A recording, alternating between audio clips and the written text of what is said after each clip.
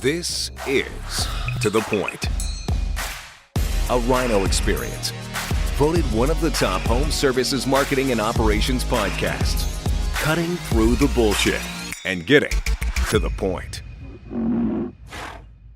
Hey, what is up, To The Point listeners? It is your boy, Chris, and I am back in the studio. Hallelujah. I have been last eight and a half weeks in 23 different locations, 16 keynotes. I don't know how many breakouts I did, 10 podcasts on the road. It's exhausting. It was fun, but exhausting. So to everybody that I got to meet and see at all the different events, whether it was ACA, Lennox, PHCC, wherever the heck I've been in the last 3 months, it was good to see everyone. It was so cool to do a lot of podcasts live in the expo halls at some of these things and be a part of some of the Q&A panels. And man, it's a blast to be on the road, but my gosh, it is exhausting being gone that long from my family. And I do want to give just a quick shout out to Louise Cody, who sent me a message from Cody and Sons down in Texas for reaching out to me. I think she's listened to every single podcast and always sends me like the great messages. So just a quick shout out to her. But somebody I didn't get on the podcast when I was on the road because I didn't run into him was the guy that's on the other end of the microphone right now. And that's Mr. Kevin Comerford, who's the CEO of Service Champions Northern California. Kevin, welcome, man. I'm glad we finally got you on here. Oh, Chris, it's great to be here. I'm excited to be here and on your podcast. It's been a long time coming, and I really am fired up to just share the good news. Yeah, man, me too. It's so like I told you, when we were having a conversation the other day, that I've heard your name so much over the years, and it's always been like great things and respectful things, and it's like I gotta meet this. And even when we were having a meeting a few years ago, I was gone. So I had to send in one of my regional managers to come in and meet with your team. And so I didn't even get to connect with you then. So it was like, finally, this thing has come full circle, and I'm glad to have you on here. And man, now I get to add to your title, and you're not just a CEO, you're now an author. Yes. You wrote a book. Was that always on your agenda to write a book? Well, it's funny, Chris. When I first started Service Champions, and I know we'll get into the history a little bit, back in 2003, I got together with my original group of team members, and we were actually putting together and constructing our first set of core values. And the question I asked the team back then in 2003, and it was March 2003, is I said, hey, when they write the book about Service Champions, what do we want to be remembered for?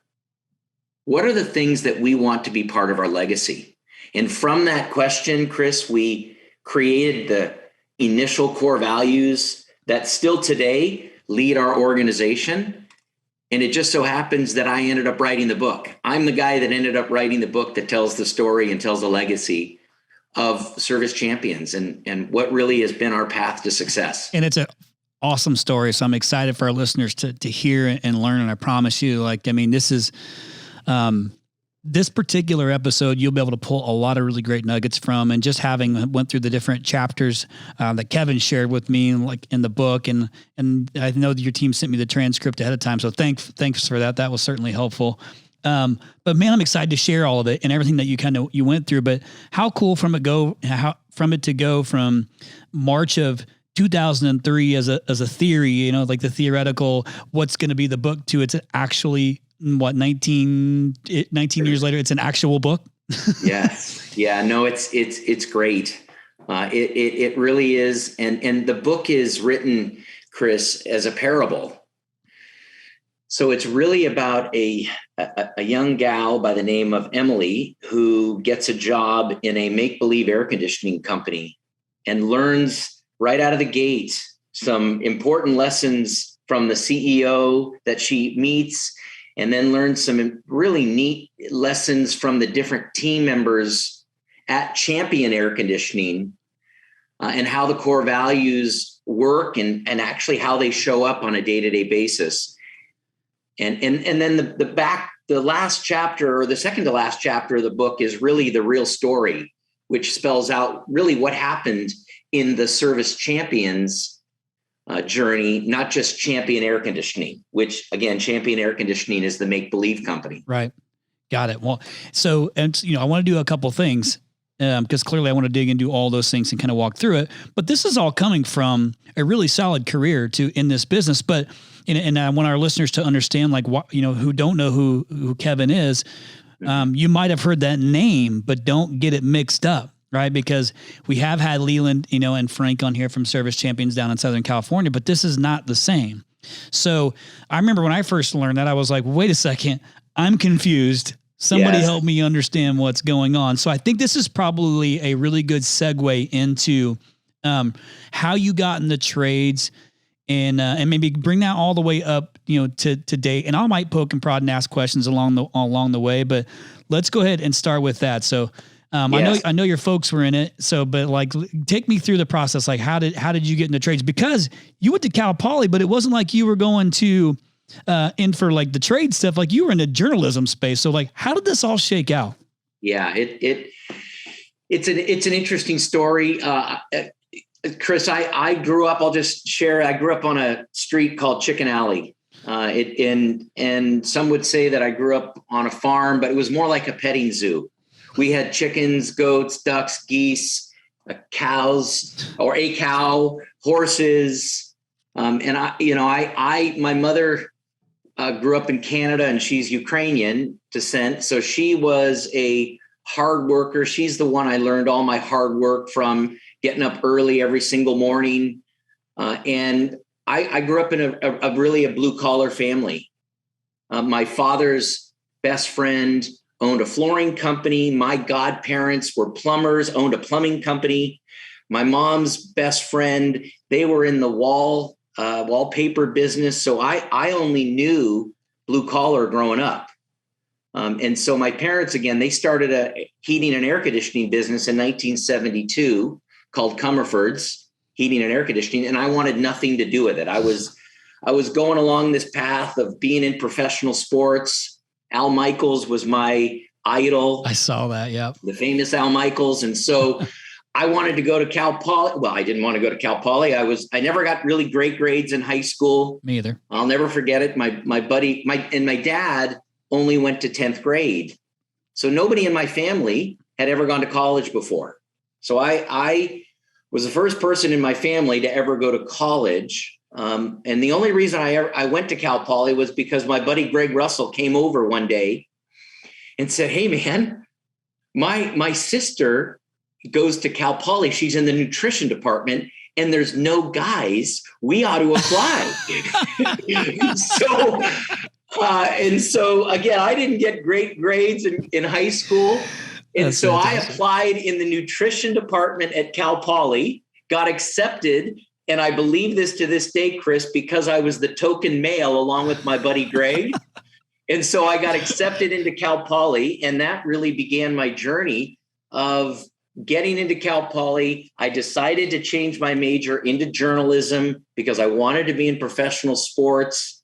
I actually thought, as I was at Cal Poly, I kind of changed my focus and thought, maybe I want to be a sports agent. So I had thoughts of becoming a sports agent and going to law school. I then got a job with the then Los Angeles Raiders for a couple of seasons. So I did work in professional sports while I was going to school. I lived with them at their training camp at Oxnard. Wait. So when was this? When was this? Like what roughly? This was 89, 90, 90, 91, and 91, 92 season. Gosh. So Bo Jackson, Bo Jackson, Marcus Allen, Howie Long were all there. This was when, and I was working as a coach's assistant. I got exposed to professional sports. I really saw that, professional sports was my passion. But what I realized, Chris, is I really want to do something different than be in professional sports because sports was my passion. And I was beginning to lose a little bit of that passion for professional sports because I was in it. Oh, God. So I graduated from Cal Poly, came to work in my parents' business. And I saw that business is business, no matter whether you're selling tickets to a Raider game, selling toilet paper, selling air conditioning and heating. All the same principles apply. And so what I did, Chris, is I said, you know what, I'm going to give my parents' air conditioning business a shot. I went to a convention. Just so happens I met Leland Smith at the convention that I went to with my parents because they were good friends. Uh-huh. Yeah, this is going back. So what year is this then? This is 1994. Got it. I was a freshman in high school. Yes. How does that make you feel, Kevin? Oh boy. So 1994 is when I first met Leland Smith. I took over my parents' business 2 years later. When I say I took it over, I got named the general manager. My parents actually took their company public. They were one of the founders of Service Experts. Service Experts, got it. Okay. So they were the founders of Service Experts. I ended up staying with Service Experts after they took it public for 6 years, and then decided in 2003 that I was ready to start my own business. And I was set to start my own business, went and got the name of my business called On Time Air Conditioning. And I was ready to start my own business with Ray Diaz and Cookie Silva. These were founding team members that are still working with me today. That's cool. When they were part of that meeting that you had, they were part of that initial meeting. Got it. So I was 2003. 2003, I was ready to go to business as On Time Air Conditioning. I went down to visit Leland right before I was ready to start. And it was over a glass of one, maybe 2 glasses of wine that we thought, you know what? What if I named my company, Leland, Service Champions up in Northern California? This is after we had already decided we were going to be On Time Air Conditioning. Ray was back home getting trucks, yellow trucks that would say On Time Air Conditioning. I was talking about Leland. Could we buy equipment together if we had the same name? Could we buy insurance together? Could we gain some economies of scale? And then who knows, one day, we could bring these things together. So I decided 2 weeks before we started the business that I was going to go to business as Service Champions of Northern California. So I'm still On Time Air Conditioning and Heating, DBA Service Champions, where Leland is Service Champions Inc. down in Southern California. Got it. I didn't know that part of it. It's funny to me that you say 1, 2 glasses of wine with Leland, and next thing you know, you're Service Champions Northern California. But I can see it. I've been able to have some time with Leland, except for it was I think McAllen 25, something like that. Yes. Which I still have some left over from that. But I can appreciate those, first off, incredibly intelligent human being, Leland Smith. Yeah. And so it's interesting to me though that he would be okay with that, to say, yeah, fine. That so yeah, sure. Go ahead and use the name and be in Northern California, because it is far enough apart that there's clear differentiation. Yeah. And we did all the responsible things and did a license agreement, and we still have the license agreement today. And, Leland is an incredible guy. He honors the license agreement, and it works. Yeah. We were talking this weekend, had a conversation this weekend. He and I are very close. He actually helped my assistant Aaron with some work that she needed down at her daughter's house in LA. And so we just have an incredible relationship that continues today. So you had to redo your trucks. Oh, yeah. Well, I had to put a stop on the trucks that Ray had ordered. Oh, gosh. Oh, boy. What a way to start. Yes, it was quite a story. It was quite an incredible journey. And so we started Service Champions in 2003, and we exploded out of the gate and grew to 15 million within the first 4 years. And really it was driven so much by the set of the core values that we had established. And today, Chris, we're pushing 100 million this year. Dang. We're coming, we're projecting 96. However, we're only 1/4 of the way through, and it looks like we're going to hit darn near 100 million in revenue this year in 2022. Kevin, congratulations. That's fantastic. I mean, and I know, and I don't know if it's something you're going to share, but you kind of at least gave me the heads up on the bio too, what the bottom line looks like too. And then we're talking a healthy bottom line. So just a good business. What's interesting to me is you had the wherewithal to have this big vision of even saying down the road, we'll merge together all the way back in that early piece. Like, it blows my mind that you're having that conversation in the beginning. Yeah, we did. It was amazing. What we said exactly was there could come a time when a company wants to come in and take over Northern California and take over Southern California. And it's just funny how it all worked out where that did happen with all the private equity firms. Right. It just so happened that Leland joined a private equity firm that took over Southern California, and I joined a different private equity firm, and we're looking to do incredible things up in Northern California. And I know that again, Leland and I still connect with each other. I know a lot of people may think we fight. No, not at all. There's nothing between us. It's great. Well, first off, this story is fantastic. I mean, and even that kind of growth. And I mean, what's interesting about all this too, is that this was not your intended path.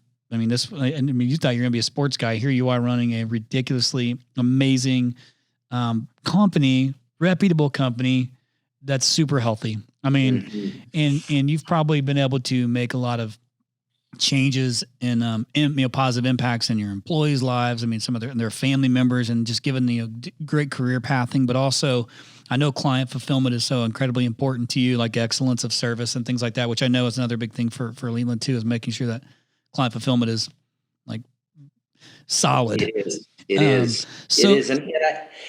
And Chris, you said something that just triggered a thought in my mind. If you allow me, one of the things, like I am not a passionate air conditioning and heating guy. I never have been. And I love the business, but the part of the business that I love, Chris, is the people development part. So when our whole core purpose and drive is to develop people both personally and professionally. And when we're doing that, and when we're focused on that, and we've, it's manifested, Chris, into a university that we call Champions University. It's manifested itself, and it's really the driver behind our company, which is really the fact that if we're developing people both personally and professionally, and that's the field team and managers, we're going to be okay. Things are going to take care of themselves. And we just trusted that. And it has paid off in spades since the day that we started, Chris.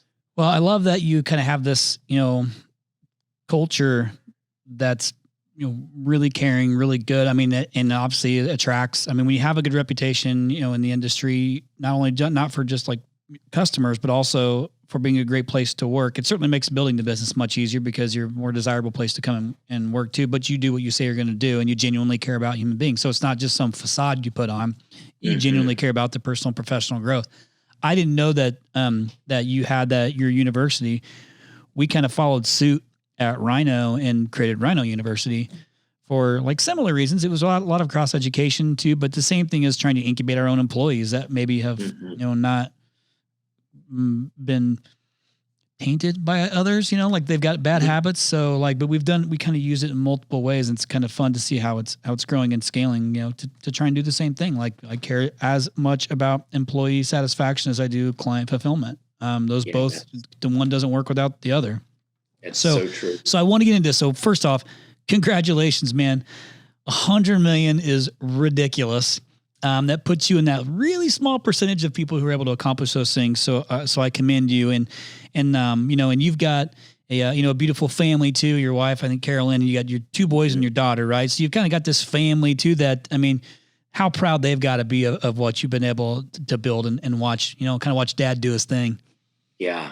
Yeah. And I'll tell you, Chris, the passion that I have for team members is the same passion that I have in my family, which is I love I love to develop my kids, whether it was working with my daughter, and I could think back to when we were stretching. I was working on stretching because she was a big dancer, and helping her develop and helping her become more flexible, or working with my boys in the batting cage or taking them down to the park, just and constantly throwing them batting practice, or, hitting them pop flies so they would develop better. And again, my daughter made the dance team at Cal Poly.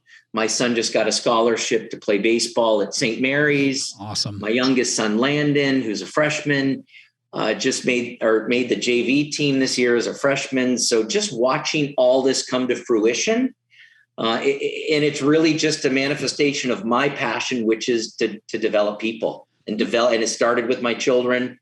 It folds over into my business. Yeah. Well, they had it's obvious. I mean, they had a really good, influencer there, like in the house, but there was also discipline that comes along with that too. I mean, that those things didn't accidentally happen. There was some good leadership there. So I want to get into the book so we can start, kind of getting through some of the details of it.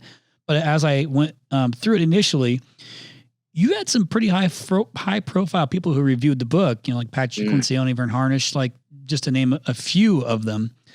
Like, tell me about that, man. How are you getting these guys? I saw Leland on there. I mean, I saw some different things so how, like, did you just say, hey, I'm writing this book, check it out? Yeah. Like, how'd that go down? Tell me about it. Well, as far as Patrick Lencioni, he's, we use his book today, The Ideal Team Player, and that's how we hire staff, people that are humble, hungry, and smart. Patrick and his wife, Laura, they happen to be clients of ours up here in Northern California. That works out. So I've gotten connected with them that way. And Laura and I have a relationship where we just we text each other and communicate to each other. And she's actually a secret shopper for me when we come to their house. And so it's been a great serving relationship.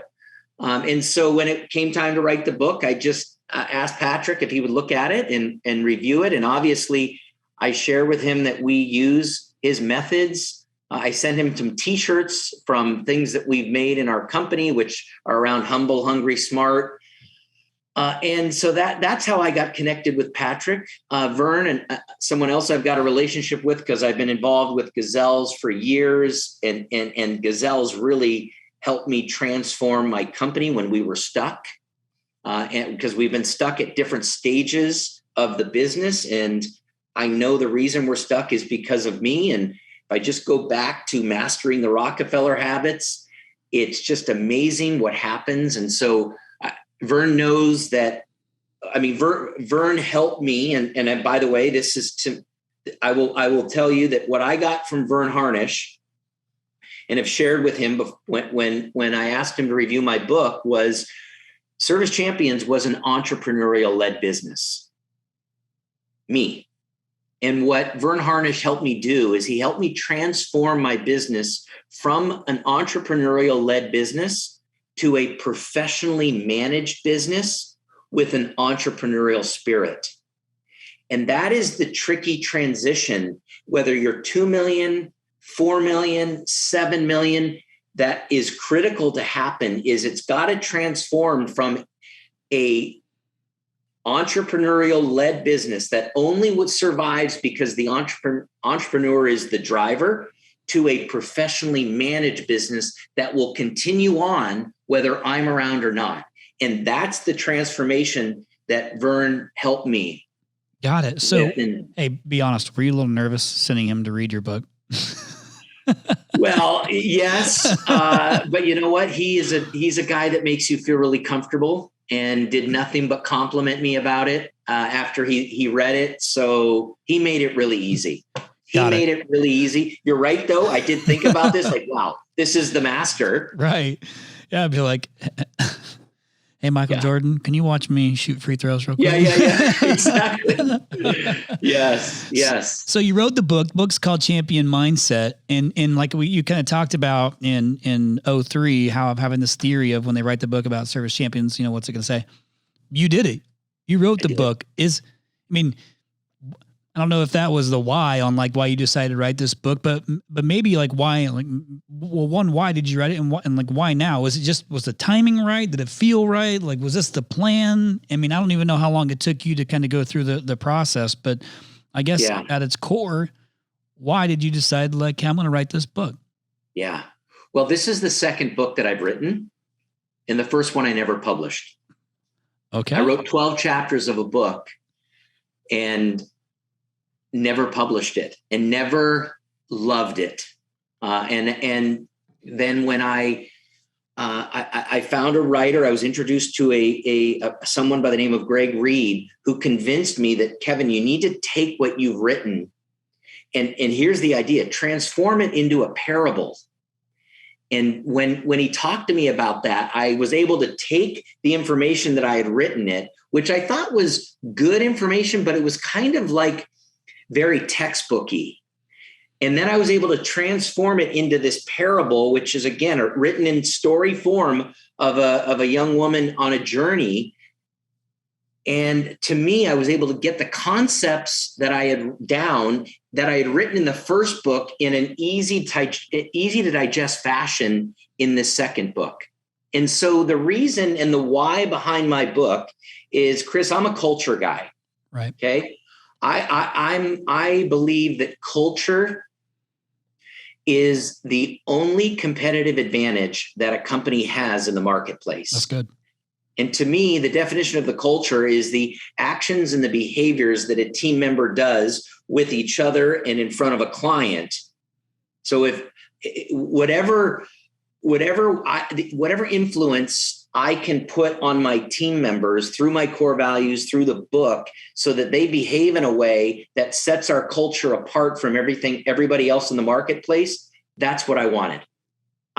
The book was written for two reasons and for two different audiences. Number one, it was written for my new and existing team members to get assimilated to the culture of our company.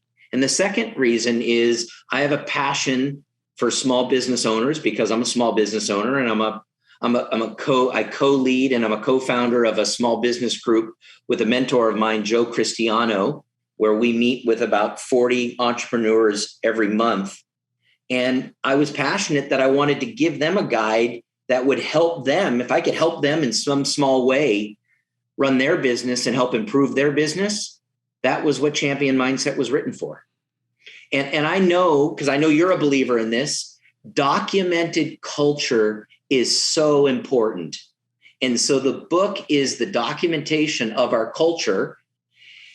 And we have another document in our company called our Common Service Language Guide, which I got a ton of help from Cookie Silva to help write this about 3 years ago, which really documents the culture and the things that you hear both externally and internally inside Service Champions. So you use this thing as a training tool for not only your own staff, but then now it's also can be a training tool for other contractors, because it's kind of it's something else that they could go and implement. Because like you had said, at face value, you do the same thing, like in a market, what makes you really stand out? Like, yes, you can be, maybe it costs if you're going to play that game, maybe it's speed to service, like whatever, but like at its core, that culture matters so much in the success and or failure of a business. That's right. And in the consistency of that culture, it matters. But some people, and why it may be an easy conversation for you and I, might not be for others. So this is a really great guideline for them, to maybe implement that in their business and make a change with it. So I commend you for that. So it's basically for your own staff and for other small businesses. That's right. And based off of your experience. Yeah. And Chris, I was looking back on some statistics at right in the midst of COVID. We had 178 team members in April of 2020. Well, April of 2022, we now have 350. Good. So we've gone from 178 to 350. And the thought was, how do we make sure that as we're growing as fast as we are, that people have documented culture to make sure that they understand what the values are and what we stand for? Because it's no longer just me, Ray, myself, and Cookie standing in front of 4 to 6 technicians and 2 dispatchers saying, here's what we believe in, team. Well, no, here's a book with what we believe in. And again, we do a culture day where we get our new team members together and we share about the common service language. And now the book is something else I'm going to be able to share at Culture Day. So question for you, because that was a big chunk of people in a small amount of time. Where'd they come from? What'd you do to attract those people? Was that organic? Was there any acquisitions that were in there? Like what was that? Just out of curiosity, because that's a big number. So we've got an incredible recruiting team led by Sarah Ward, and she has helped. And I will tell you that the university, more than anything else, has been the driver of our growth. We did acquire an electrical business called Maine Electric, and there's 20 team members that we brought on board there. But besides Maine Electric, all of this has been organic growth. Wow, that's incredible. So it has all been organic growth. And the driver has been our university, where we bring in people from inside the military, folks that are looking for a trade, and we teach them. We put them through an 8-week course in order to be able to get them out in the field as service techs. We put them through a 4-week course in order to get them to be installers, installation technicians, and really get them started on their journey inside the trades. And our slogan for the university is a high-paying career without a 4-year. So, and that was actually taken, that whole belief that I had, that actually was the slogan was created by a person in my company by the name of David Sturgeon, who came up with that slogan. And we were brainstorming, and I was telling him in one of our offsite meetings that, look, I've always wanted the people in my company to make more money than those people that I went to Cal Poly with. And he's like, he heard that and he's like, all right, how about a high paying career without a 4-year? Let's build the university around that. Bingo. And then I got to tell you, it has just exploded and done incredible things. Well, fantastic. It is the driver of our growth, Chris. I mean, because it's usually the biggest hurdle that I know that we typically run into. Because I mean, I know you and I talk, and we have a bunch of really large customers across the United States, and a lot of times it's not so much lead volume as it is staffing bandwidth. Mm-hmm. And so I commend you on that, because that is not an easy job to do, but you're doing something right. I didn't mean to derail us, man. I know we're talking about the book too, but just out of curiosity, I was like, that was such a large number. I needed to understand what happened there. So I want to get back to the book real quick. So, because right at the start, and you mentioned, an easy to read parable, and it certainly is, but right at the beginning of the book, you introduce us to Joe, the CEO, and he takes Emily, the new hire, on a tour of the company. Now, Emily is blown away by a few things that Joe does. Yeah. Tell us about what that is. Yeah. Well, Joe happens to be Joe Cristiano, who is awful close to Chris Yano, just so you know. Yes. Joe Cristiano, who is the former CEO of Kelly Moore Paints, which, by the way, he'll tell you was the most profitable paint business in the United States. And Joe Cristiano was my mentor. He's been a mentor of mine for over 20 years. And this is real. I'll give you the real life scenario, but it shows up also in the book. I first went out to go see Joe at his company called Kelly Moore Paints. And I thought I was going out there to learn how to do mergers and acquisitions and sit in a big mahogany office and conference room. And when I first arrived and saw Joe, the first thing he did is he said, "Hey, Kevin, let's go for a walk." And Joe proceeded to take me around in the paint to the manufacturing plant and introduce me to 10 to 15 of the folks in the manufacturing plant. And I watched Joe for the next hour carry on one-on-one conversations with each of these team members, knowing details about them, their family. And it hit me in the side of the head that was like, wow. So this is what it takes to be a CEO.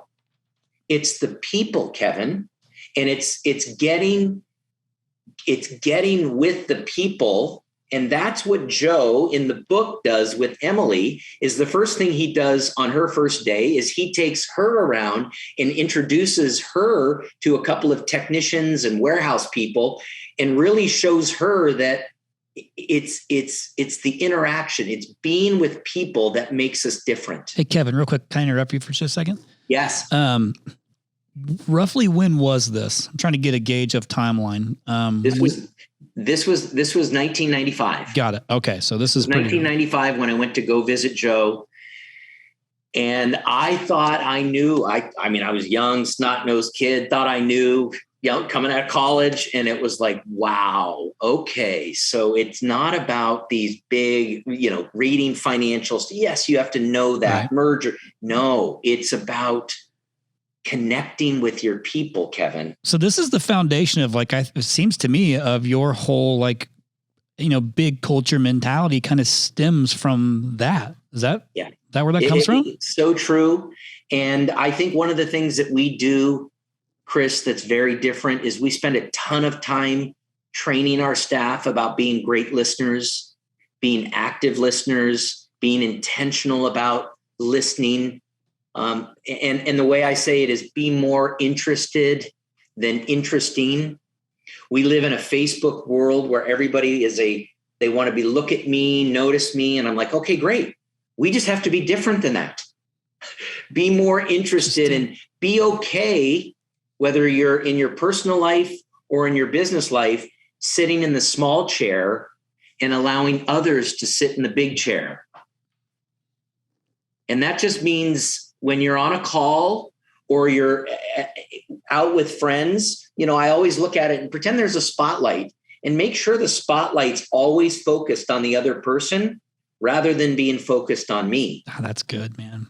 I will tell you, that is one of the great things about Service Champions North is we are so focused and so different because we give our technicians fewer calls so they can spend more time, be great listeners, ask great questions versus being rushed through their calls, which I think most air conditioning and heating companies, they're rushing their technicians through their calls. What we found, Chris, is less is more.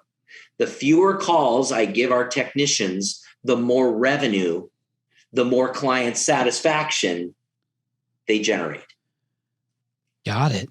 Simple. Keep it simple. So that was, first off, be more interested than interesting is amazing. So that's good. And it's just a simple little saying, but it makes so much sense. I want to talk about your, obviously we're in the weather business.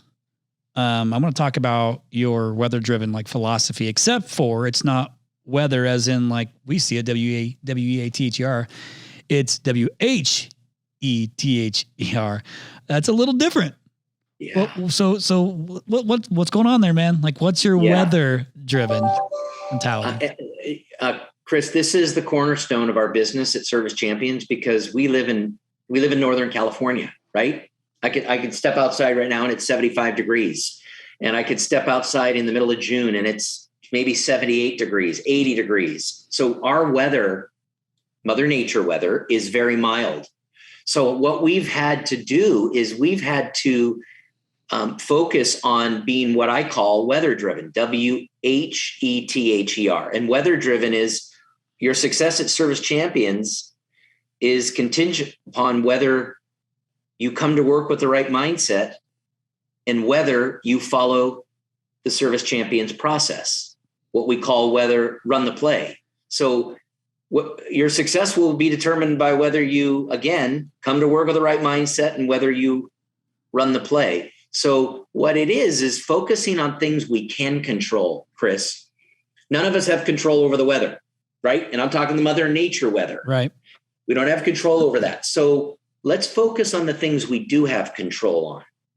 My attitude, and did I follow the process? And we've got a very specific process we want our technicians to follow, our salespeople to follow when they're in the home that we know creates success.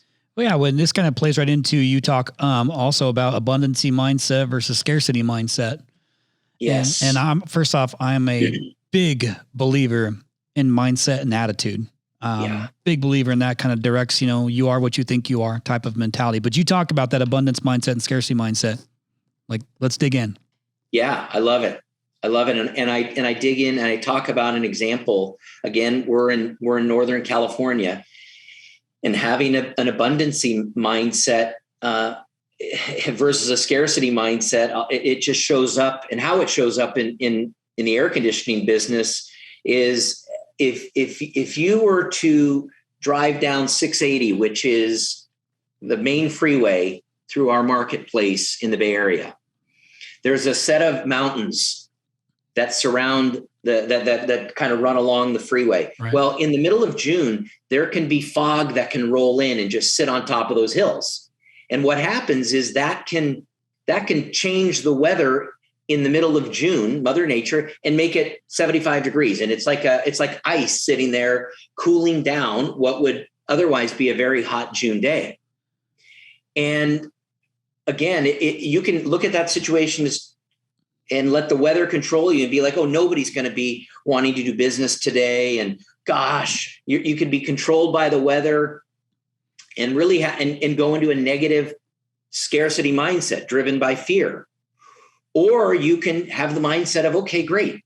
I love it. I love to see that, because now I'm not going to be going into really unhappy clients. I'm going to be going into clients that are going to be pleasant, and I'm going to be able to share with them that they need to take action now prior to when the hot weather comes, because it is going to come again. It's going to be right around the corner when this this fog patch leaves the hillside. So it's all about how the story I tell myself and managing that story I tell myself in my mind when I'm faced with things that I have no control over.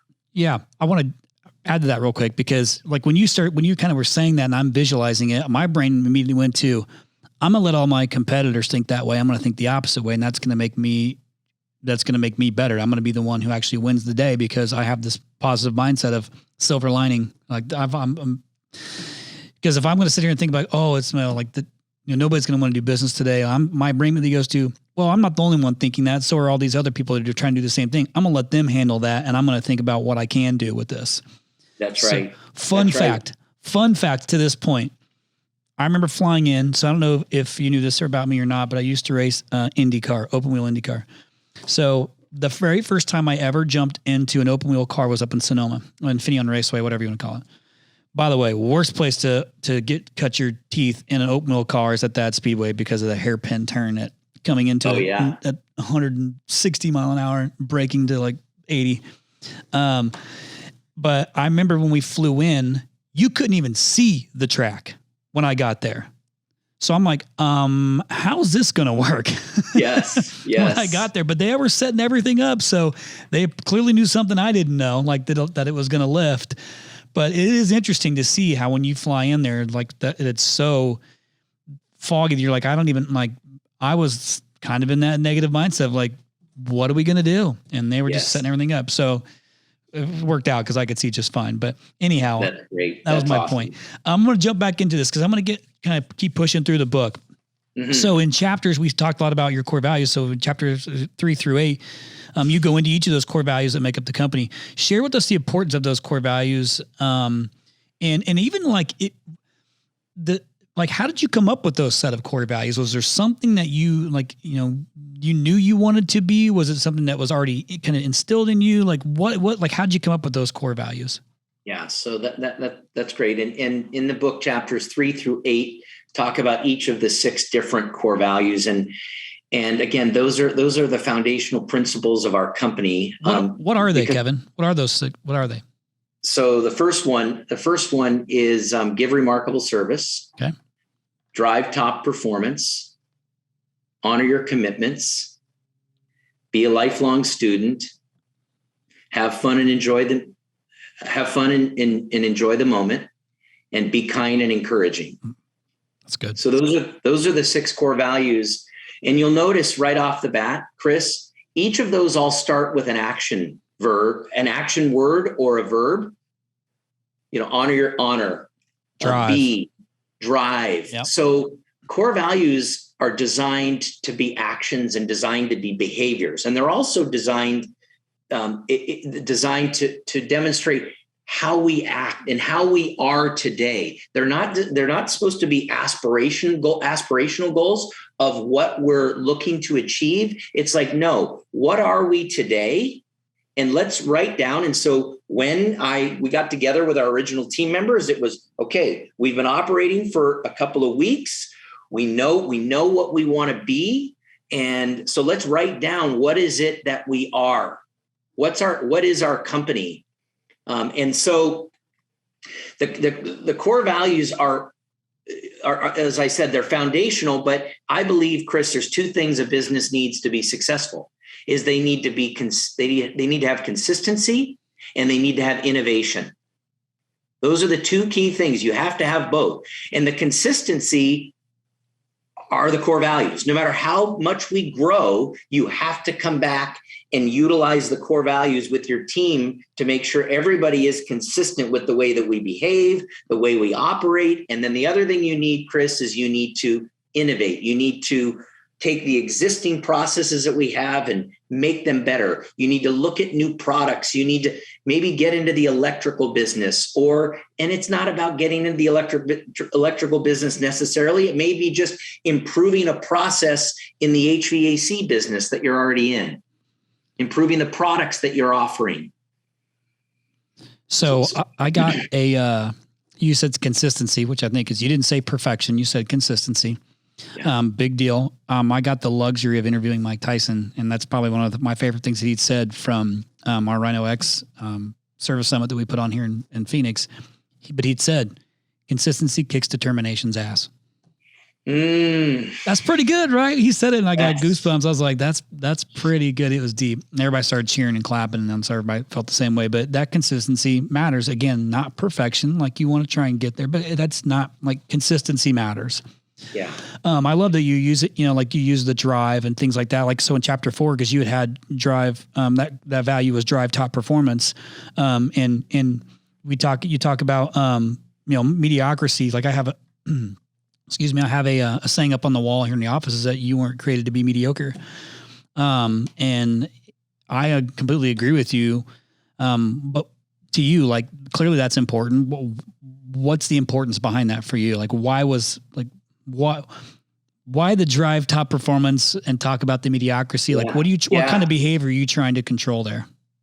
So one of the things that the first thing that when I'm having a culture day with our team, it is around this concept called meritocracy.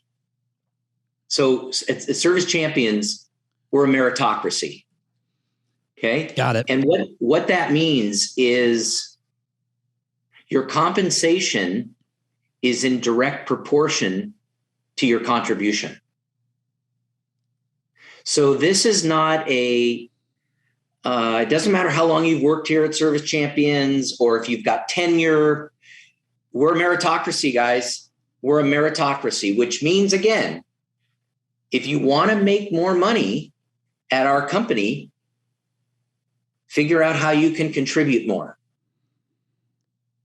Because I guarantee you, if you're coming to your boss wanting to ask for a raise, I can assure you the managers at Service Champions are taught that, okay, great, what are you going to do to contribute more? Because our compensation plans are set up in a way as well that we reward people for performance. And that's, to me, what a meritocracy means. Yeah, I'm fun. I think that's great. And by the way, that makes far more sense than mediocrity. Yeah. Meritocracy.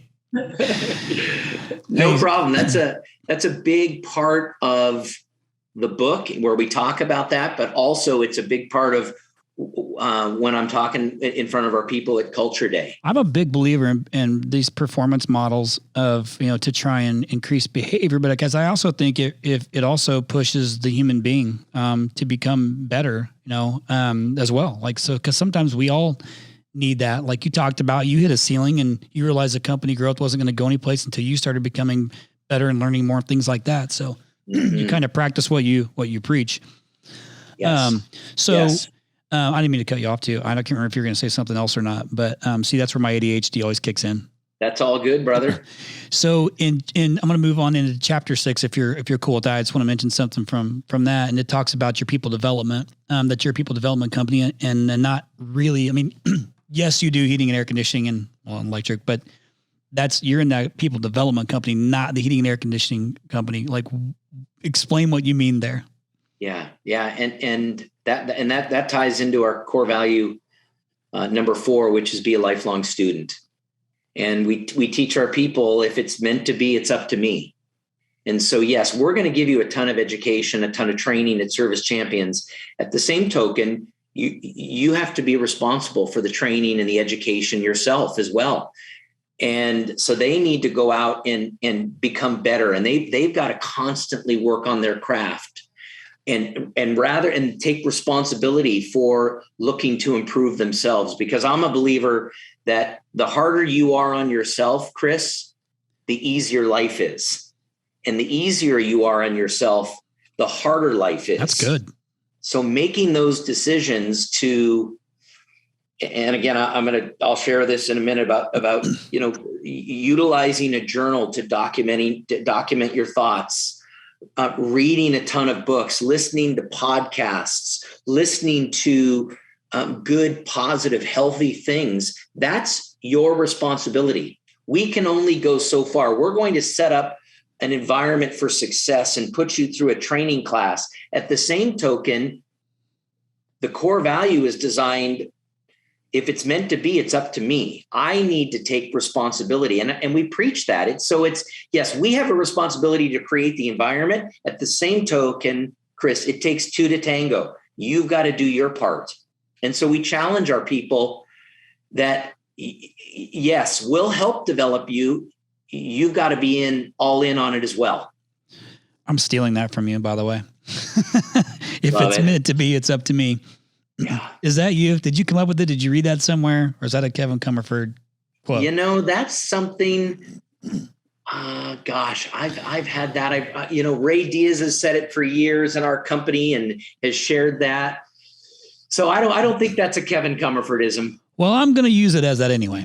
Most of the stuff that I have anyway, Chris, is stuff that I've learned from people.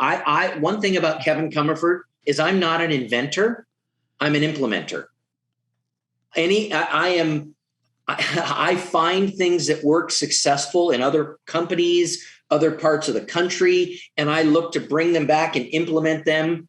And I just need to go and do research and make sure that they're successful, because I've also made mistakes in chasing after something when somebody told me it was successful, only to find out that, they're not even doing it anymore. So it's like, wait, do your investigation, Kevin, make sure it's successful. And that's why I'm such a student of success and finding great companies that are operating well and just saying, okay, I just need to surrender. I need to set my ego aside and I just need to surrender to their teachings. Yeah, that's really important. And I think that's a lot of being self-aware. And then I talk about being vulnerable. I think vulnerability is an absolute strength. Because sometimes you have to, I don't always want to be the smartest guy in the room, and rarely am I the smartest guy in the room. Because I'm still trying to constantly learn. The thing that this podcast has done for me, Kev, is like over the years, like the last few years, is this is ongoing education for me on a weekly basis.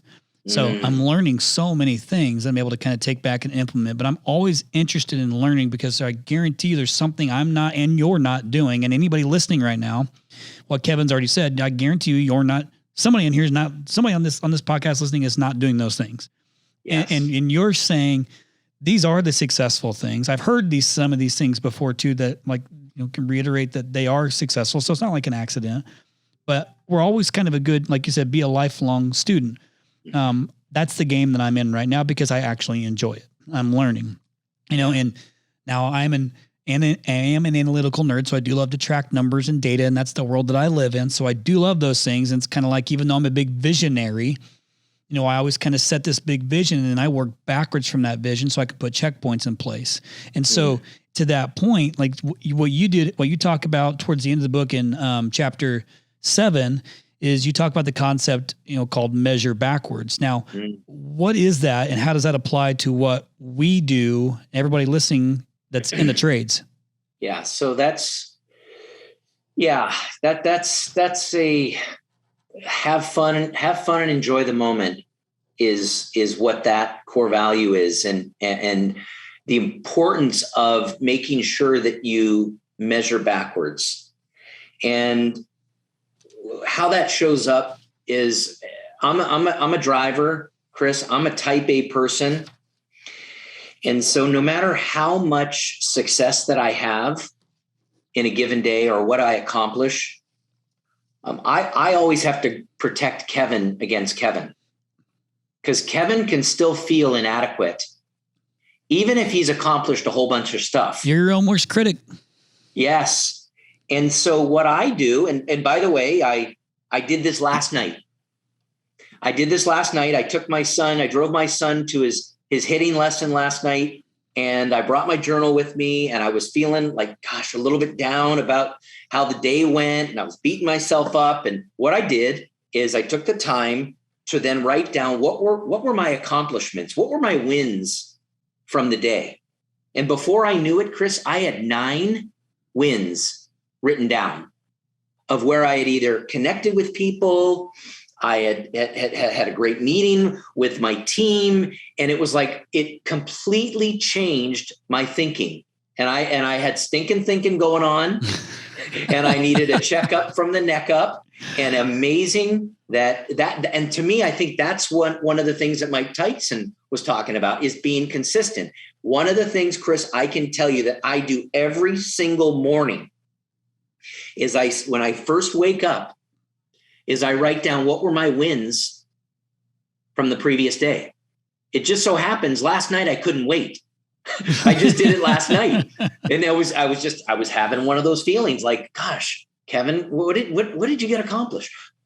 Typically, I'm doing that same exercise every single morning where I'm writing down my wins. And that's what measure backwards means. It means make sure you're looking backwards to what you accomplished and where you were versus always measuring yourself forward.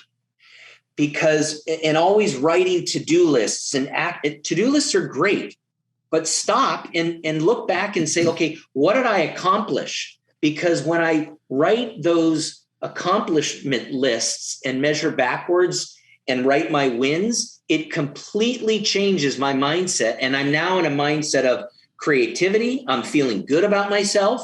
And then I can set my goals and what I want to accomplish today after I go through that exercise. Yeah, that's good. I got to ask then, since you're going back and writing the good things, did I make that list?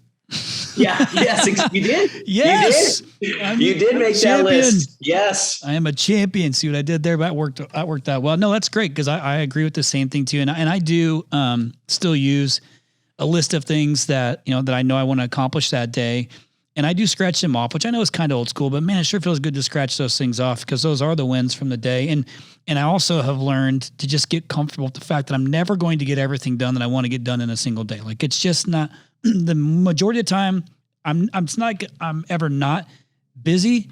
So if I can't get to everything, it's okay because I got to, kind of retrain my brain to go back and look at those things. So that's really great. So I get what you mean by measure backwards there. Yeah. Super and there's important. times, Chris, where I've learned that you just have to let fires burn.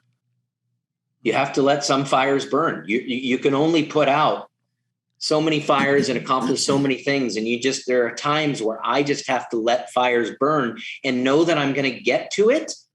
And as long as it's not a fire that is burning out of control, right. I just need to let it burn. Because like you said, there's always more to accomplish. There's always something else to get done. Yeah, that's great for our listeners to hear that because firefighting does become a part of the job at some point in time. Like it is somewhat inevitable at scale. Like you're going to deal with it. How you deal with it, different story, different podcast. But those are things that certainly happen. And you're right. Like you only have so much attention, meaningful attention and time to spend on these things. So I think we're roughly about an hour into this thing too, which means we're doing great. And it's going by super fast, which is how you know the conversation is great. And you're sharing a lot of really awesome things, Kevin, like great things, good tactical things that people can go and implement and take away. But now we get to the last chapter in the book, and you talked about right in the very beginning, and that's, I use air quotes, the real story, where you tell your life journey with your real life company, Service Champions. And I've told you this time again before I even met you, how impressive, I was and what I've heard about the business and how, the reputation, how reputable the company is and like all these great things. So that's what this real story is the things that I've heard or some people may have perceived or whatever, who don't even know you or who are hearing your story for the first time now. Yes. Tell us about it, man. Tell us about that. So, and Chris, I'd love to just end with talking about the last two chapters. And the last two chapters, you're right. The very last chapter is the real story, where I go in and I talk about, how we really did implement these core values inside Service Champions and what that looked like and how we went from 0 to 100 million and how a part of that journey was, finding a financial partner like Leonard Green to come alongside of us and help us accelerate our growth, and just the beauty that has been a part of all of that. And my relationship with Ken Haynes and finding the wrench group and just beautiful. But there was so much prior to that with the team that grew us to the original 50 million.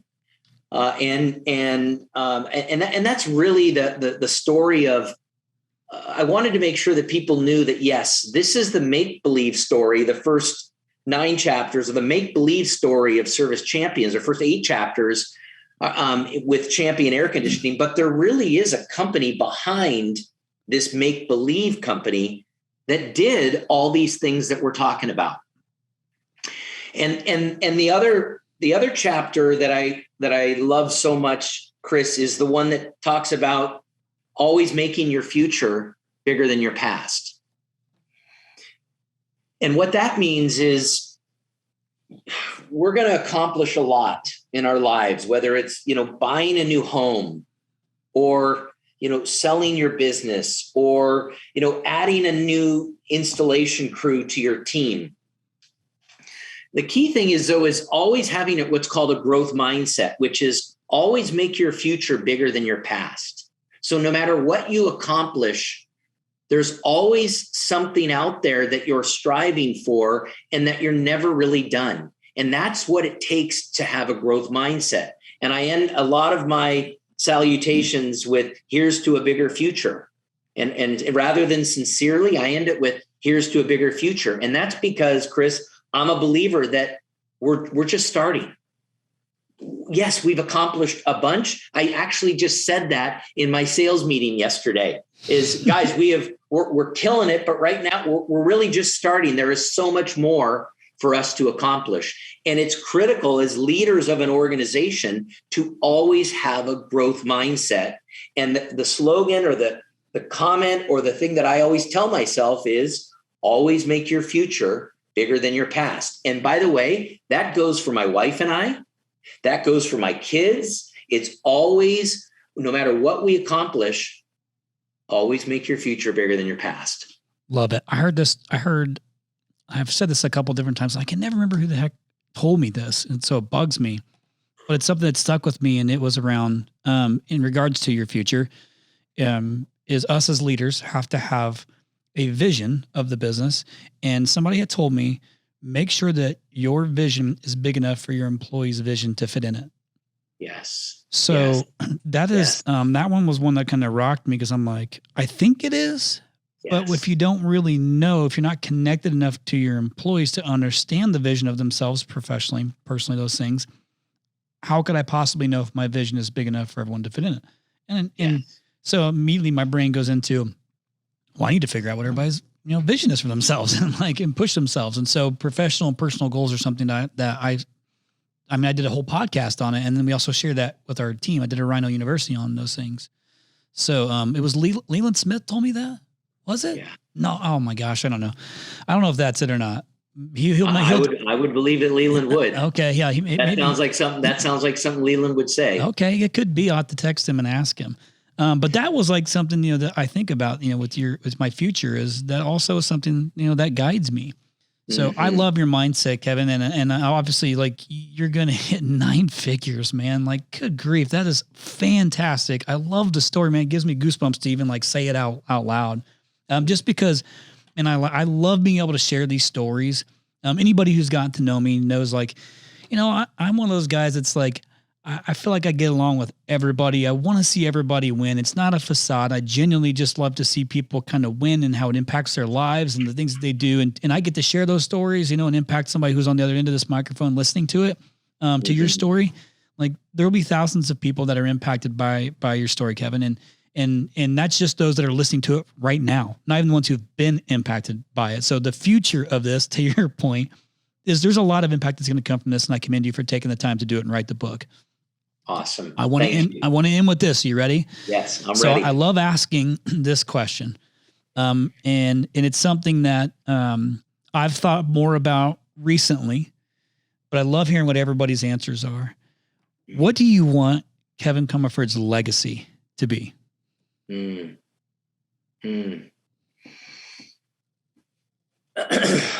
So I would say,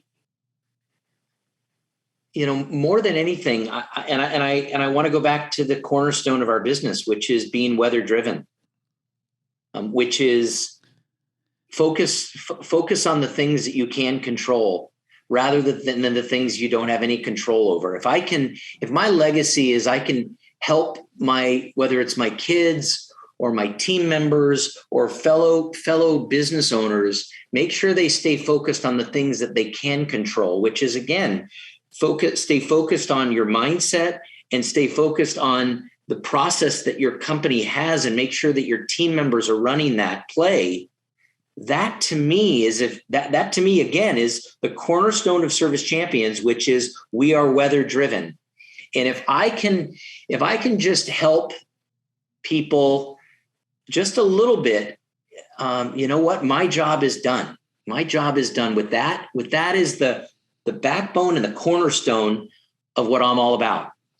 Yeah, you haven't actually said this word out loud, but I'm going to say it for you because this is kind of my vision just from having, spent some time talking to you and kind of reading through things. And, even on this podcast is I'm going to throw out this servanthood mentality because you have that at your core. I think it's just kind of who you are. Now you're giving back in things that you've kind of learned really from say 95, I think was the year you went out and you went through the, met Joe, walked through with Joe and and you kind of learned that then is all about serving people. And you're in that business of, like you said, people development. I mean, this is kind of who you are at your core, whether it be your family, yourself, your, employees, like your customers, like all these things. And so that to me is quite a legacy. If you're going to leave one, that's one where I would be like, okay, I go to bed at night, I lay my head down and I feel good about myself. How you make your money is more important than how much money you make in the business sense. So, and I can't remember who else told me like doing good is good business. And I think about it from like, man, having integrity matters so much because of it can eat you alive inside, man. If you don't, like, that is going to catch up with you mentally at some point in time. But I commend you, man, on running such an amazing business. And you know what? I'm excited for you because your book comes out today. Like, yes, it does today. So we got to let our listeners know how to get their hands on it, man. Like, where can they go to get it? What's like a good place for them to go? I mean, Amazon, like where they go to Amazon. Amazon is the easiest way to get it. Type in Kevin Comerford Champion Mindset and you can order the book that way. I feel like, Chris, you said it with regards to the legacy, helping people develop and becoming the best version of themselves, to me, is also part of my legacy that I want to leave. Is if I can just be a little part of their achievement and what they've accomplished in life, I've done my job. And whether that's, again, developing my kids or developing my fellow team members, helping a fellow business owner develop, that's it. That's what I want. Well, Kevin, guess what? Tell me. You're doing it, and you're going to continue to do it. And so you are living that out. So congratulations to you. And listeners, get the book. It's an easy read. It's entertaining and educational, like all the things that I have to make me stay into a book. And listen, I can't read big books. I mean, I probably could. I just don't want to. It's like really got to suck me into it. But, you know, I'd love, these are good, easy reads that have great takeaways. And I don't know about you, Kevin, but when I read books, I actually have to highlight as I go, because if my brain starts to wander, I have to go back and reread the chapters. It's become a lot easier for me to just highlight the important things as I go so I can reference them. Yes. But this is an easy book to read. So so pick it up. And I know for you, this isn't about like, hey, let me make a lot of money off this book. You've done that. Like, this is not about that. This is about you and your legacy of kind of giving back and, to everybody. And so I commend you, man, for finally writing a book that you actually released. Yes. Thank you. Thank you. And by the way, the very, very last chapter is the top 3 takeaways from each of the key chapters in the book. So if you want to just scroll, it's kind of like how I got through high school. I got through high school based on Cliff Notes. Same. And it was the Cliff Note version of Champion Mindset. That makes it a lot easier for some of us. Yes. If it wasn't for sports, I'm not sure I'd have made it into college. Quickly too, just kind of, if our listeners want to connect with you, Kevin, I know you have your assistant as well too, but is there a way that if they want to reach out, and I guarantee you somebody's going to do it. So make sure whatever information that you give, you're aware of that. But if somebody wants to connect with you and ask any questions or ask for any advice or anything like that, is there a best contact that you can share? Yeah. The best way is just to go directly to my email. It's Kevin C, KEVINC, as in Charlie, or Comerford, at servicechampions.net. .net. That's important. .net for those that didn't listen to the end of that. .net. Extremely important. Yes. Well, listen, thank you. Thanks for making the time for me. Thank you for taking the time to write the book. Thank you for sharing your story. I'm excited to kind of, we've begun a relationship, so I'm grateful for that. And I'm excited to kind of see, where you go from 100, from this 100 million number, and see what else that you do. So thanks for giving us your time, Kevin. I appreciate it. Yes, Chris. And I want to thank my assistant. I know Erin Glass, who's here, who just is always by my side, and she's a part of this podcast as well. And just thank her for always being my work wife. Love it. Yes. Carolyn is my beautiful home wife. Erin is my work wife. Well, my home wife and my work wife is the exact same. My wife is the CEO of the company. Well, and thank you, Chris. It's been great getting to know you, and I know our paths will cross again, and I look forward to that. Yeah, likewise, Kevin, and I appreciate you saying that. And I'm going to go ahead and finish this podcast off with a review, like I always do. Because that's part of what fulfills me, right? I do this for the same reason you're writing a book, and to give back to everybody in the trades that I can, telling somebody else's stories who's had success. And this particular review is from Electric Con, CONN. That's the name. Gold Nuggets, 5 stars. That's a plus. I've been an electrical home service contractor for 7 years and have learned so much along my journey. One of the best things that I have done recently is listen to the point. To be able to listen to the titans of our industry has been inspiring, educational, and a mine of gold nuggets. I'm able to take these nuggets and apply it to my business after every podcast. I have a lot of dreams, and one of them is to tell my story on To The Point, to inspire the same way I am in. That's pretty badass. So thank you, Electric Con, whoever that is. I'd love to tell your story, but I have no idea who you are. So maybe let me know who it is. But regardless, I appreciate the review. Thank you so much. I'll take that. I'll take that. So whoever wrote that, Electricon, whoever you are, thank you so much. I appreciate those things. I'll tell you what, the electrical business the last few years residentially has been fantastic. So I bet you had a good few years. Yes, it has. It's been great for us as well. So I will wrap with this. And I'm actually going to mix a couple of things here, Kevin, because as I close the podcast, I kind of always end saying the same thing. I'm actually going to mix yours in as well. You said a few things, listeners, that I want you to take away from this entire podcast. If it is to be, it's up to me. So I'm going to actually let you wrap my podcast with your saying, but not until I say, hey, listeners, no 0 days. But Kevin closes out everything with what? If it's meant to be, it's up to me. And here's to a bigger future. There we go. Let's go. Listeners, we appreciate you guys so much. Kevin, I appreciate you so much. Until next time, we will see you. Listeners, thank you so much again for listening to this podcast week after week. We are extremely grateful. Again, the whole purpose of this podcast is to give back to the home services industry that we love so much, whether you're a Rhino or not. We really appreciate all the subscribers. And if you haven't subscribed yet, please go in and subscribe and you'll get all the episodes sent to you automatically weekly. Also, we have really enjoyed your feedback. It's so meaningful for us when we get to read the nice comments that you guys put. So keep doing that. And if you don't know how to do it, here's what you got to do. You search for To The Point Home Services on Apple Podcasts. You click on our profile, scroll all the way down to the bottom and hit write a review. And be honest and share your story and how the podcast has impacted you and your business. Thanks again from the bottom of our hearts at To The Point Home Services Podcast. We appreciate you.